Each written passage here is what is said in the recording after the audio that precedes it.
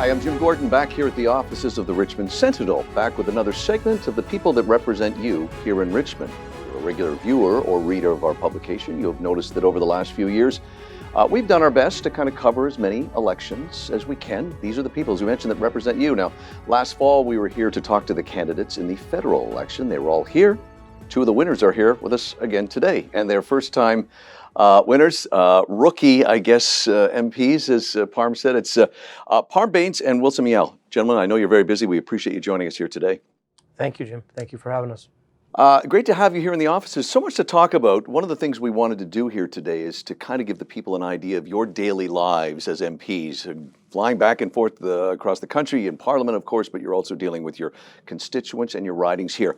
Parm, your background in education, Wilson in real estate. Parm, I'll start with you. What made you want to run, and when did politics first become noticeable to you as a young man, let's say? Well, I think you mentioned my background's education, but prior to that, actually, I spent a considerable amount of time working as a communications officer with the BC government. And I had an opportunity to work on, policy-related things, anything to do with ideas for the community. And ultimately, I became really passionate about issues of the day that were important to our community that we live in, and always looking for ways to bring forward better ideas of how we can maybe do things. And that was sort of where I first decided that, I think this would be a great line of work. I mean, I'm always around it. And then I took a little bit of a break and I went and taught at university, and then I was approached to come back and seek public office, and I'm happy I made the decision. And Wilson, how about you? Well, thanks for having me here today, Jim. And I guess it's come a long way because as a family coming from an immigrant background, having an opportunity here in Canada is amazing. And having this opportunity and the trust from my constituent to be in this position, it's more than exciting journey ahead. Really, I believe coming from a community perspective, we need to stand up more and be heard more in the Parliament level. And coming from a real estate background, as we all know, we have been talking about affordable housing, as a huge concern that is being discussed.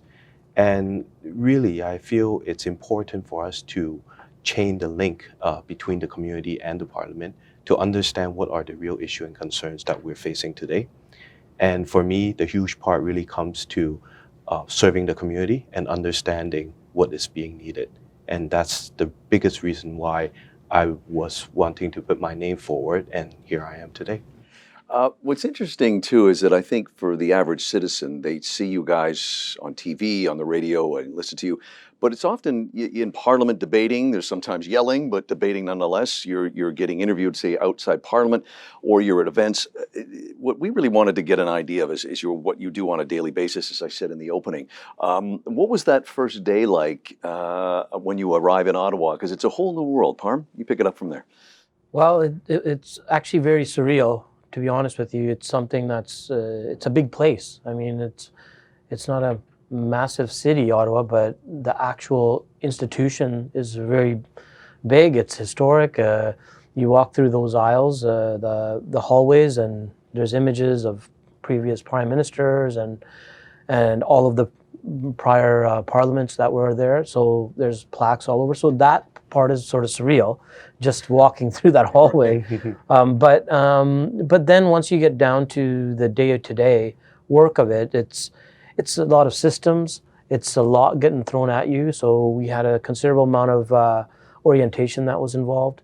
And then, in a way, I know you mentioned that there's parliamentary work, which is in Ottawa, and then there's your constituency work. Mm-hmm. And it's almost like having two different jobs entirely. So it's a lot of listening and learning for me at this point. But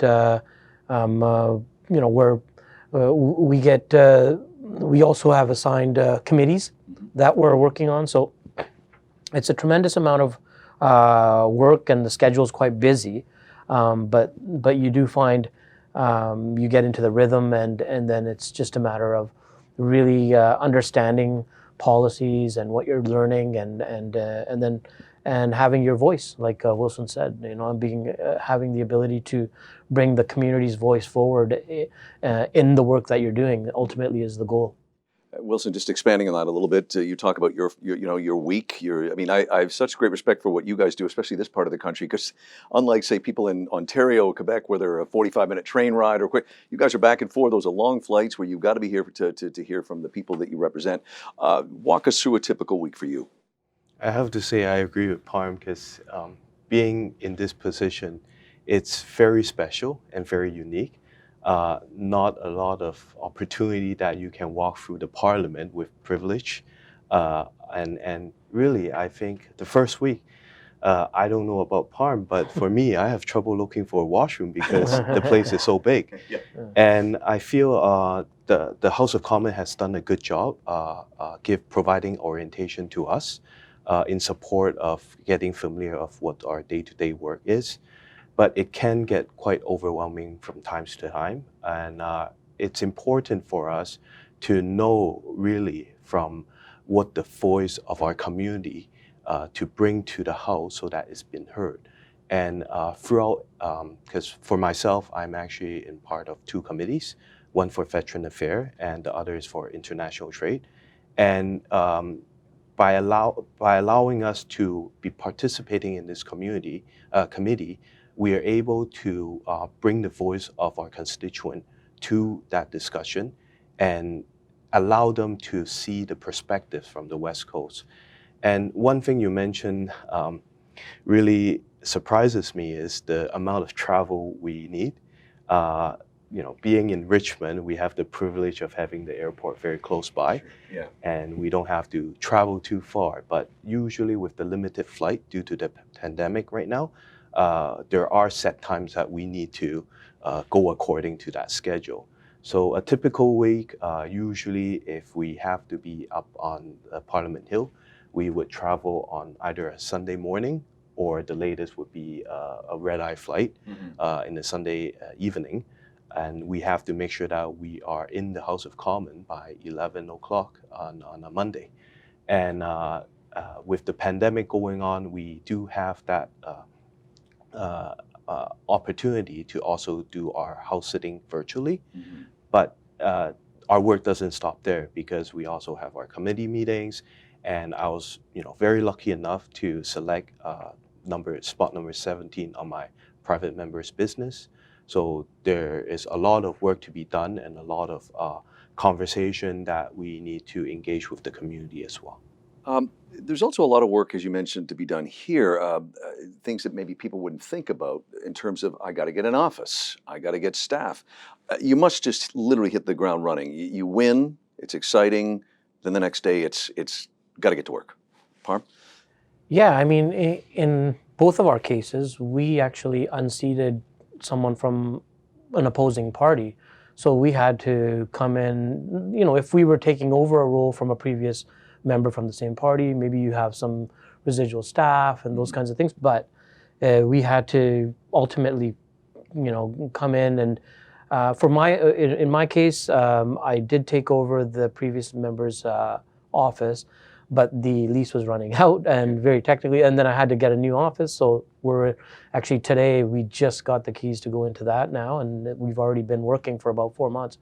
So that is something, and then getting staff, and finding people that are just as connected to the community as you are is super important, especially for someone, like me that I've had so much involvement within the community. I like to sort of make sure that people that are coming along into the office can really feel that and do that same job. So it's it's almost a fun exercise to try to find someone, but at the same time it's quite challenging. And we have a labor shortage here in Canada right now. Sure. So it's like that for anything. It's not just the various sectors that are essential to us, but even our office work. And in order for us to serve the community, we actually have to make sure that we have a strong office, people in the office that can really do the job with us, because we are being pulled into many different directions, not only the parliamentary side, but of course the community side, events and things like that. So you do need a strong group. And which I see you guys out, and previous MPs I see out a lot on the weekend. You come home Friday, you're certainly not just relaxing for 48 hours. You've got to answer questions, you've got to be at events, things like that. Wilson, how do you find, for people out there, and sometimes people just think, well, my voice is not being heard, but that's what you guys are here to do when you come home to your riding. Talk a bit about how someone can go about getting their issue dealt with. Are they calling, emailing your office? And then we'll get Parm's thoughts on that as well. So I guess after getting in position with this great opportunity and being as a member of parliament for Richmond Centre, there are some challenges, I have to say, but we want to be as accessible to the community as possible, just because we are out there representing the community. And it's important to hear what is actually happening so that we can translate this message to our important work that we do in the parliament. I feel there is a certain expectation from the community that would like us to attend a lot of their events. Mm-hmm. However, with the schedules we have, not just from the parliamentary work that we do, but also the constituent work that we have to serve our local constituent, but at the same time engage with local stakeholders and understanding the needs that is happening right now in the current endemic, I would say. And it's important for us to be reachable and actually listen and engage with the community. And that's why kudos to all the staff that works with us. Without their assistance, we cannot bring our work forward, because we do need a strong team behind each office to engage with these community and allow these process to be accomplished. Parm, over to you too, continuing that thought about your ridings. Both of you, when I spoke to you last fall, everybody has issues they really want to attach themselves to. When you were running, what were you most concerned about in terms of your riding in here in Richmond as a city as a whole? For me, it's very simple. I've been passionate about a few things over the years. Affordable housing has been a big one. Affordability in general, I think, is something that we need to tackle. I think there's always ways to, bring forward and make an impact in a city that's positive, whether it's through academics or athletics, and I have passion in all of those areas. So I have a number of ideas. I could sit here probably all day of them putting those forward, but affordability for sure right now is a big one, and jobs. Really, like we have a shortage of labor, and we have a number of things we'd like to accomplish, but it all has to go together. So we're trying to, and then it comes back to the constituency work. One of the large, and Wilson will tell you as well, is one of the biggest pieces of the constituency work is often our immigration caseload, and people have outstanding, immigration files that are still being processed, and there's only so many people working on them, and there's a lot, and if you look at this year specifically, the past year, we broke a record of in terms of how much immigration cases that we processed, over 400,000. Mm-hmm. So there's a lot of moving parts, and then it's a considerable amount of things that we're trying to bring forward, and there's a number of ideas that I could probably chat with you about. Wilson, your thoughts? I sat with you last fall, as I did with Parm, in terms of what issues for you and your riding, and what you think is most important that needs attention here in the city of Richmond. Well, I have to echo on what Parm said, because definitely right now the biggest issue in both of our riding definitely would be the affordability of housing and labor shortage. But not just that, I feel there's also a need of attention for many seniors and youth in our community, especially going through this difficult 2 years. A lot of people do not see the clear, end to this pandemic, and we all have suffered and really gone through challenging time. And I believe that sooner or later we are gonna reach to that reopening of our economy, and it's really important for us to actually create more awareness as well within the community to allow our constituent to know where to seek for assistance. And actually, from a federal government perspective, we do offer a lot of programs and grants that allows community organization and individuals and families that can apply and assist them through this difficult times.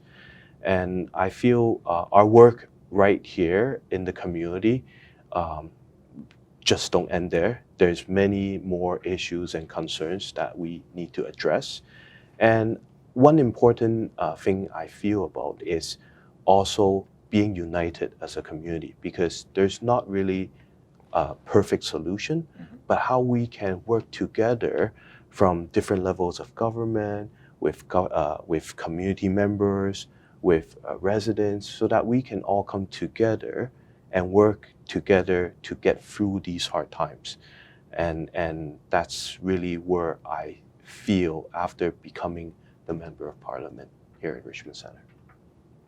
And I just wanted to circle back. You talk about the challenges you both have in your ridings and whatnot. I mentioned about offices. With the shortage of space too, it's difficult to find an office. Parm, you just opened yours, you mentioned. Wilson, you are still searching for your office. Yes, so I feel in my riding it's a little bit challenging, just because most of the available space right now are pending for development. So it seems like a lot of landlords are just sitting with their places and hoping to find an opportunity to redevelop. And at the same time, the affordability comes into question again. It's not just for residential property, but also commercial property. Especially nowadays, most businesses can be run virtually, and it seems like a lot of space are being available as well, but at higher prices. So it is a concern for not just for us Member of Parliament, but also a concern for local businesses. How would they be able to find something suitable for the long term, at the same time sustain their business in the long term? I want to wrap up. We'll get closing comments, of course, but wanted to wrap up with talk about going to and from Parliament. The last 2 to 3 weeks have been loud, controversial. Have you guys been back in Ottawa? Obviously, things are quieter now at the time we are shooting this. Talk a bit about how you're being kept up to date, or were being kept up to date during the protest out in front of Parliament Hill. Parm, start with you. Yeah, for me, I was scheduled to be virtual the whole time, so I know Wilson had a chance to go back, and quite frankly, we were actually at one point advised not to come, and it did get, I mean, the issue itself, I felt that, there may have been people genuinely, concerned about the mandates but it quickly turned into something else, and we were getting regular updates on that. We had emergency caucus meetings. We had the RCMP give us an update, and other law enforcement officials give us an update, our Attorney General and the Public Safety Minister. So it became, and some of these things will surface probably afterwards as these investigations continue and unfold. But it did become something that was, quite frankly, I've never been a part of, something that, heated or even dangerous. And I think we're just thankful that in the end that it was cleared out.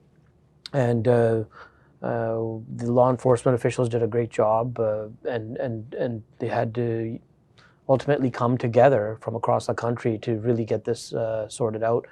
and the people of Ottawa have their city back, and and they can breathe easy again.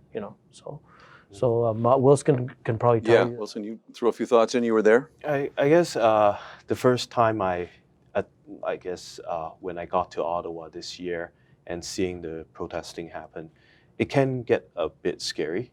And I was fortunate enough to, safely walk through those protests to attend house sitting at the Parliament.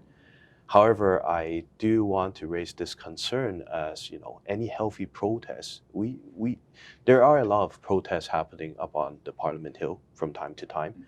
But illegal protests like these are definitely not something we would want to see more in the future. And I feel the objective of any protest is to be heard. And their voice have been heard.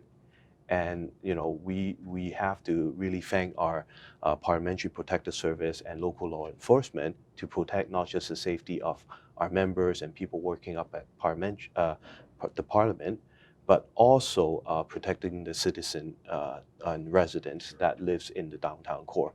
Because prior to my arrival, I have heard from other members that there has been honking 24/7, and I can't imagine if someone is protesting to me in that sense. And I understand that freedom is needed, but it doesn't mean we're taking away freedom from other people, especially with other Canadians. Therefore, I feel it's important to learn from this experience. And even though our government have moved forward with the Emergencies Act, it's not ending right there, because there are still many protests that is happening across the nation.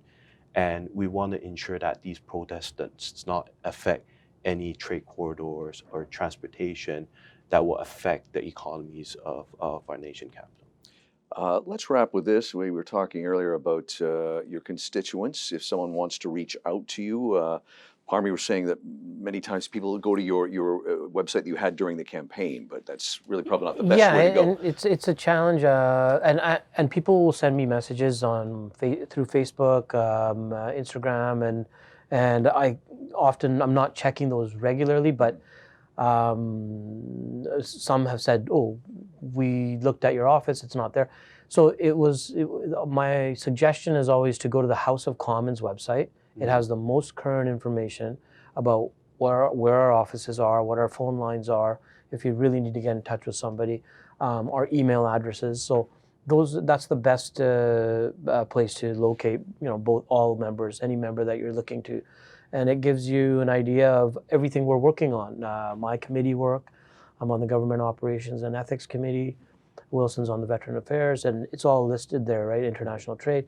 So it gives you an idea of what kind of work we're engaged in, and if you have questions, and my office responds to everything, even the not so friendly emails. So I have no issue with people reaching out.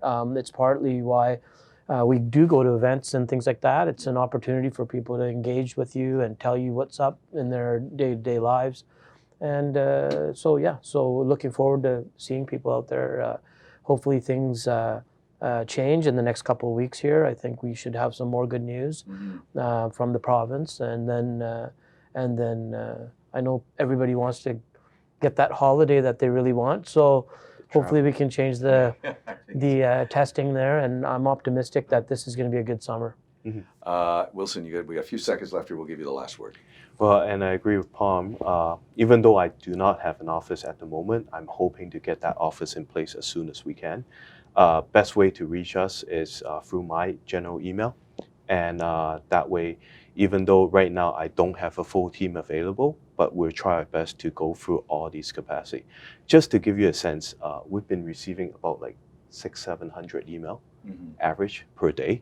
So I do ask for the constituents' understanding, because sometimes we might have chances that we'll miss an email, but our goal is to reply to every single of our constituent email to let them know that we acknowledge receiving their information, and we'd be happy to meet them as our restrictions are removed, and hopefully this summer we can have more engagement and really to hear what our community really needs. That's a good way to finish up. It's Parm Bains and Wilson Miao. Always challenges and difficulties when you're an MP, but this has certainly been unprecedented, these times we're in now, and you guys have just been in office 6 months, so we wish you luck going forward, and we thank you both for coming here. As I said, I know time is short when you're only in town for a few days, so we thank you both for coming to the Richmond Sentinel, and thank you for watching. We always try to give you as much access to the people that represent you, be it federally, municipally, or even provincially. School boards, we try to cover it all. Richmond Sentinel, look for us in print, and of course online. I'm Jim Gordon. Thanks to everybody here who makes this all happen. We'll see you again next time. Thank you, Jim. Thanks, Jim. Thank you. You're welcome, guys.